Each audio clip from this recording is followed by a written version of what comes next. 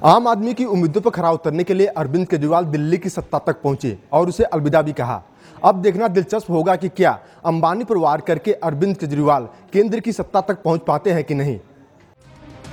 दिल्ली के पूर्व मुख्यमंत्री अरविंद केजरीवाल ने गैस कीमतों के मुद्दे को लेकर बीजेपी के प्रधानमंत्री पद के उम्मीदवार नरेंद्र मोदी को चिट्ठी लिखकर उनसे अपना रुख जाहिर करने को कहा है। केजरीवाल ने एक संवाददाता सम्मेलन में मोदी को लिखी चिट्ठी के बारे में विस्तार से जानकारी देते हुए कहा कि मोदी ये बताएं कि गैस कीमतों के मुद्दे पर उनकी क्या राय है। केजरीवाल ने मोदी से उनकी रैलियों पर हो रहे खर्चे के बारे में भी सवाल किया और कहा कि मोदी देश की जनता के सवालों के जवाब दें। केजरीवाल ने अपनी चिट्ठी में लिखी बात का जिक्र करते हुए कहा कि आप और राहुल गांधी इस मुद्दे पर चुप क्यों हैं। जनता जानना चाहती है कि यदि आप सत्ता में आए तो क्या $4 के भाव पर गैस बेची जाएगी। आप और राहुल गांधी निजी हेलीकॉप्टरों का इस्तेमाल करते हैं, ये हेलीकॉप्टर किनके हैं। उन्होंने कहा कि इस चिट्ठी की 10 करोड़ प्रतियां छापकर देश की जनता के बीच बांटी जाएंगी। केजरीवाल ने ये भी कहा कि वह ऐसी ही चिट्ठी कल राहुल गांधी को भी लिखेंगे और उस चिट्ठी की प्रतियां भी लोगों में बांटी जाएंगी।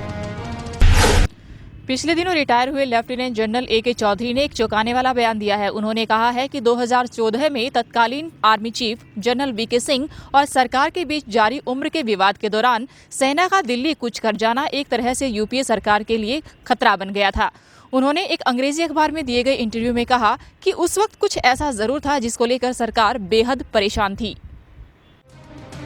साल 2012 में सेना के कूच का मामला फिर से सुर्खियों में है। 2 साल बाद पूर्व DGMO lieutenant general A.K. Chaudhary ने इसे लेकर चौंकाने वाला बयान दिया है। उन्होंने सीधे तौर पर इस घटना को सेना अध्यक्ष और रक्षा मंत्री के बीच भरोसा कम होने की बात कही है। एक अंग्रेजी अखबार को दिए बयान में लेफ्टिनेंट जनरल चौधरी ने कहा कि उस दौरान रक्षा मंत्री और सेना अध्यक्ष के बीच भरोसा घट गया था। अगर उन्हें पता होता कि जनरल V.K. सिंह अपनी जन्मतिथि के मसले को लेकर अदालत जा रहे हैं तो वो कभी भी सेना का मूवमेंट नहीं कराते। जनरल चौधरी का ये बयान 2 साल बाद आया है। साल 2012 में सरकार और सेना ने दोनों ने इस बात का खंडन किया था कि सेना के मूवमेंट को लेकर कोई भरोसा नहीं टूटा था। उस वक्त ये मामला सुर्खियों में रहा था। V.K. सिंह ने ट्वीट करते हुए कहा कि ये मेरी छवि खराब करने के लिए किया जा रहा है।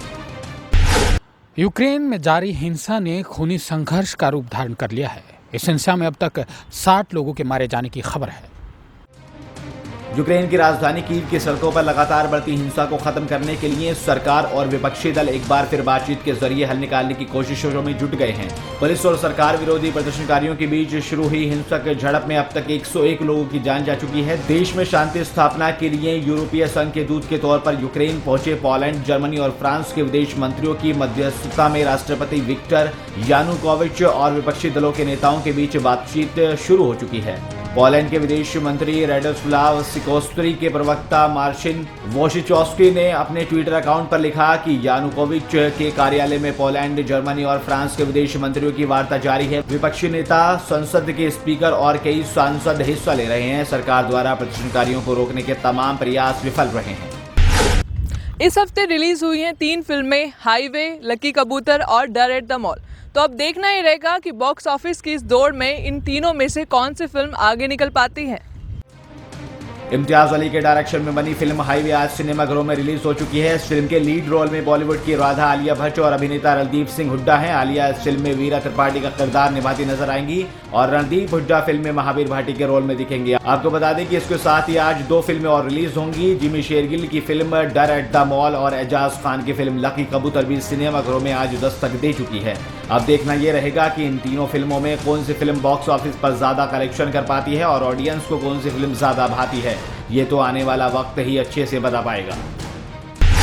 न्यूजीलैंड में करारी हार झेलने के बाद भारतीय टीम एशिया कप में अपनी जीत का डंका बजाने के लिए चली है। लेकिन एशिया कप से पहले भारतीय कप्तान महेंद्र सिंह धोनी इस टूर्नामेंट से बाहर हो गए हैं। बताया जा रहा है कि महेंद्र सिंह धोनी चोट की वजह से इस टूर्नामेंट से बाहर हुए हैं और कप्तानी के लिए विराट कोहली को चुना गया है। इस बार एशिया कप में भारतीय टीम के कप्तानी विराट कोहली संभालेंगे। टीम इंडिया के स्टार कप्तान महेंद्र सिंह धोनी चोटिल होने के कारण एशिया कप में हिस्सा नहीं ले पाएंगे। उनके स्थान पर सिलेक्टर्स ने विराट कोहली को टीम की कमान सौंपी है। विकेट कीपिंग का जिम्मा दिनेश कार्तिक संभालेंगे। एशिया कप का पहला मुकाबला 25 फरवरी को पाकिस्तान व श्रीलंका के बीच खेला जाएगा और इंडिया का पहला मुकाबला 26 फरवरी को मेजबान बांग्लादेश से होगा।